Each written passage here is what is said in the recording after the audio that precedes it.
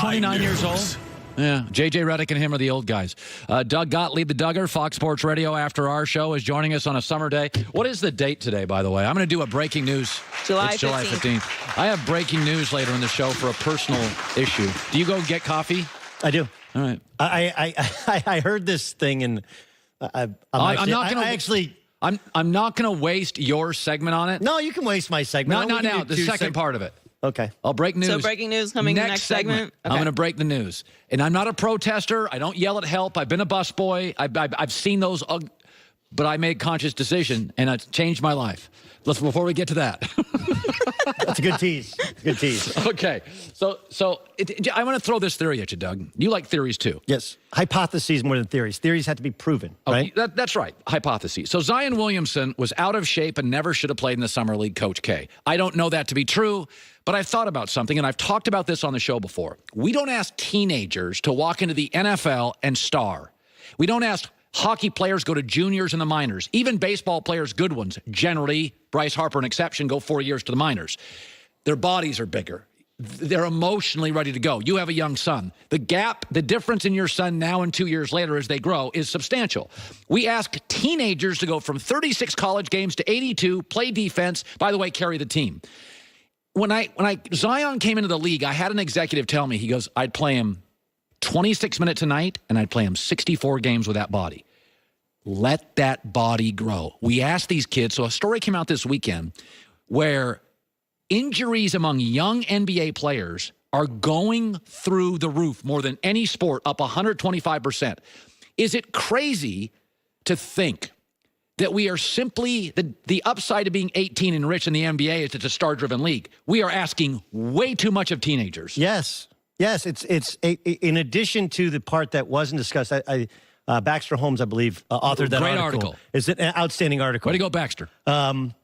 It's funny, Kobe Bryant kind of echoed that sentiment. On the other hand, I think his daughter's AAU team actually practices 5 days a week. And he's like, they're playing too much basketball, but his daughter's team, it's one of the best in the country, practices 5 days a week. But look, there's an emotional arrested development that I think guys are missing.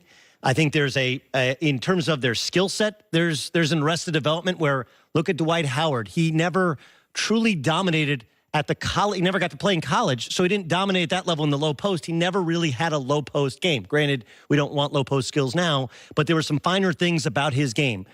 Even LeBron James, as magnificent as he's been, he doesn't know how to play without the basketball. Like this. The whole idea of him being a point guard, it's like, look, end of the day, he has the ball in his hands, right, and since he got into league, which is great, but you look at how the Warriors have been able to play with the fewest number of ball screens, the most ball movement. So I do think there's some other social skills that are developed. I think there's some basketball skills, but this is the part that everyone's missing. You're asking just too much.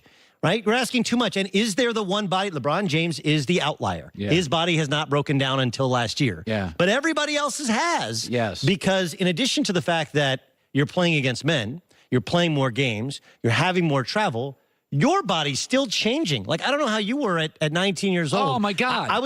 I stayed back. I was held back in 8th grade for sports. I was tiny, and I grew like 9.5 inches in 1 year. Right. So I graduated high school at 155 or so. I get to Notre Dame at 160. I played my first game 3 months later, 177. So just the idea that your body's not... Joey, this is how it works for guys. Right, I grew 7 inches my junior year of high school. Right, and so you're going to ask guys who are still developing and evolving to play, and we're judging you based upon how you play immediately when you're 18, 19 years old. Absolutely.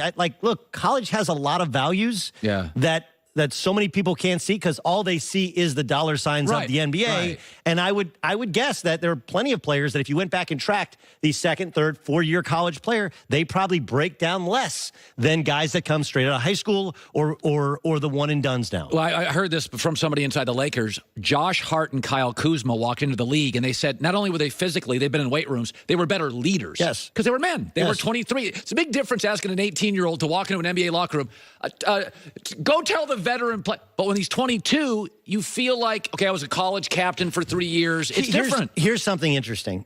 Obviously, we're all being critical at some level of Sam Presti and the fact that he's traded away or lost all of these stars. Right. What people so quickly forget is that when they traded James Harden, One, it was because James Harden kept going out to strip clubs during the NBA Finals. He performed terribly. Yeah. And they said, like, look, do that in the offseason. We got the NBA Finals. And he was awful. I remember And that. then Rob Pelinka was his agent. He was asking for a ton of money. And they had to choose between Serge Ibaka or James Harden if they didn't want to go over the tax. Right. And the reason they chose Serge Ibaka wasn't they thought Serge Ibaka was a better player, but back then, you go back 7 years ago, and you had to have two big guys because the Lakers had Andrew Bynum, and because the Spurs were playing with two big guys back then as well. Right. Andrew Bynum's a perfect example. Socially, emotionally, was not ready for the NBA, and his body broke down consistently. And he's been out of the league for 5 years or so. Yeah. So now, I mean, it does in fact happen. The thing with Zion that I was told by people at the Summer League, one, his body is going to either be the limiting factor or the reason that he succeeds. And then two,